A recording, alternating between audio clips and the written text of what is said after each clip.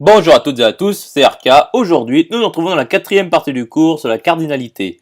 Donc aujourd'hui, nous allons nous intéresser à une convention sur la surjectivité. Rentrons alors dans le vif du sujet. Donc soit A et B, deux ensembles tels que cardinal de A, cardinal de B appartiennent à n étoile 2. Donc démontrons que cardinal de A supérieur ou égal à cardinal de B équivaut à il existe une application phi de A dans B telle que pour tout y de B, il existe x appartenant à A tel que y égale phi de x. Donc c'est-à-dire qu'il existe une surjection de A dans B. Donc voyons l'implication directe. Donc appliquons une récurrence sur cardinal de B. Donc posons n égale cardinal de B. Donc pour n appartenant à n étoile, soit la propriété Pn qui nous dit que pour tout A non vide, pour tout B non vide, cardinal de A supérieur ou égal à cardinal de B qui est égal à n, et cardinal de A appartient à n étoile, implique qu'il existe une application phi de A dans B tel que pour tout y de B, il existe x appartenant à A tel que y égale phi de x. Poursuivons la démonstration. Donc voyons l'initialisation lorsque n égale 1. Donc cardinal de A est supérieur à cardinal de B qui est égal à n qui est égal à 1. Donc il existe un unique petit b appartenant à grand B. Et donc grand B est égal au singleton petit b. Et donc A est non vide, car le cardinal de A est supérieur au cardinal de B qui est égal à 1. Donc soit phi, une application de A dans B telle que pour tout x de A, phi de x égale B. Donc il existe x appartenant à A tel que phi de x égale B. Donc phi est surjective. Voyons alors l'hérédité. Donc soit n appartenant à n étoile, tel que Pn soit vrai. Donc cardinal de A est supérieur ou égal à cardinal de B qui est égal à n plus 1. Donc A est non vide. Donc il existe x appartenant à A. Et de même, il existe y appartenant à B, car B est non vide également.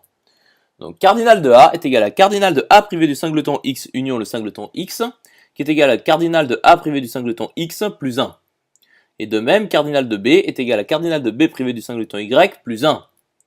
Donc cardinal de A privé du singleton x plus 1 est supérieur ou égal à cardinal de B privé du singleton y plus 1 qui est égal à n plus 1. C'est-à-dire cardinal de A privé du singleton x est supérieur ou égal à cardinal de B privé du singleton y qui est égal à n.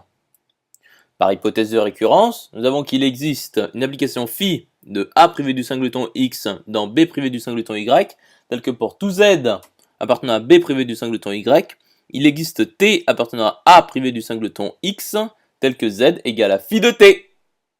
Continuons l'hérédité. Donc considérons psi, l'application de A dans B, tel que pour tout t de A privé du singleton x, phi de t égale psi de t et psi de x égale y. Donc soit z appartenant à B quelconque. Donc voyons le cas numéro 1, lorsque z appartient à B privé du singleton y.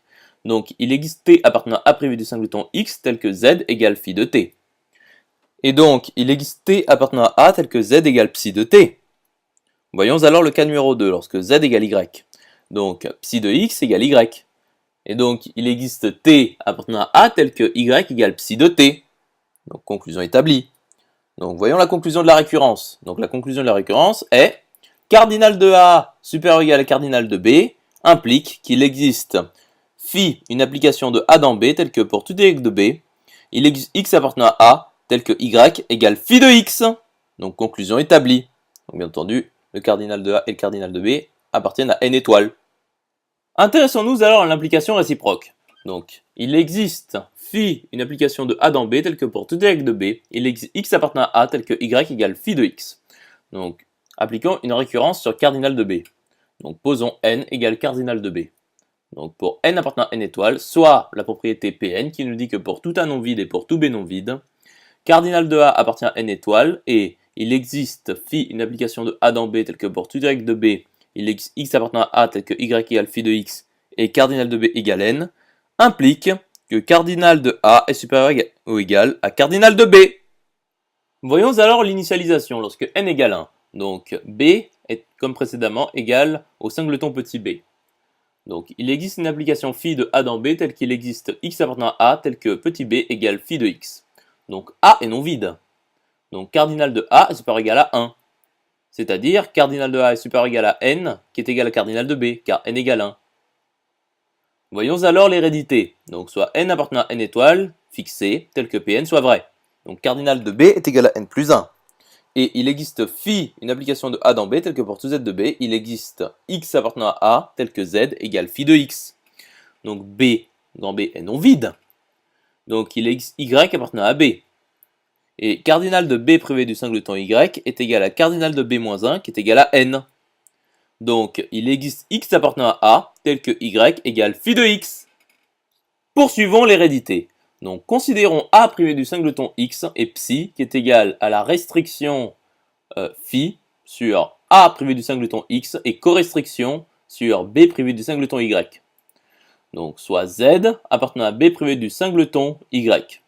Donc il existe t appartenant à A tel que z égale phi de t. Donc supposons que A privé du singleton x est vide.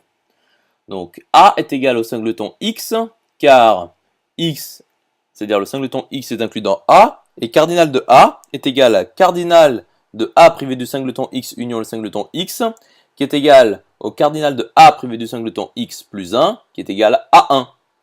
Donc t égale x. Et donc z est égal à phi de t, qui est égal à phi de x, qui est égal à y. Ce qui est absurde, car z est différent de y. Donc A privé du singleton x est non vide. Et nous obtenons de même que t appartient à A privé du singleton x pour la même raison, car t serait égal à x. Et donc il existe t appartenant à A privé de singleton x tel que z est égal à phi de t, qui est donc égal à psi de t. Et cardinal de A appartient à n étoile. Et cardinal de A privé du singleton x appartient également à n étoile, car A privé du singleton x est non vide et est inclus dans A, qui est un cardinal appartenant à n étoile. Donc par hypothèse de récurrence, cardinal de A privé du singleton x est supérieur ou égal à cardinal de B privé du singleton y. C'est-à-dire cardinal de A moins 1 est supérieur ou égal à cardinal de B moins 1. C'est-à-dire cardinal de A est supérieur ou égal à cardinal de B. Donc voici la conclusion de la récurrence.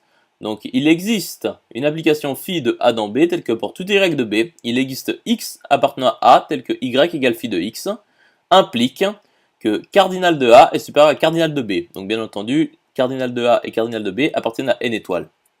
Donc par convention, donc voici la convention, nous écrivons en règle générale qu'il existe une application phi de A dans B telle que pour tout y de B, il existe x appartenant à A tel que y égale phi de x équivaut à cardinal de A est supérieur ou égal à cardinal de B. Donc ici, A et B peuvent être infinis. Conclusion établie. J'espère que cette vidéo vous aura plu et vous sera utile. Nous nous retrouvons dans la 5e partie.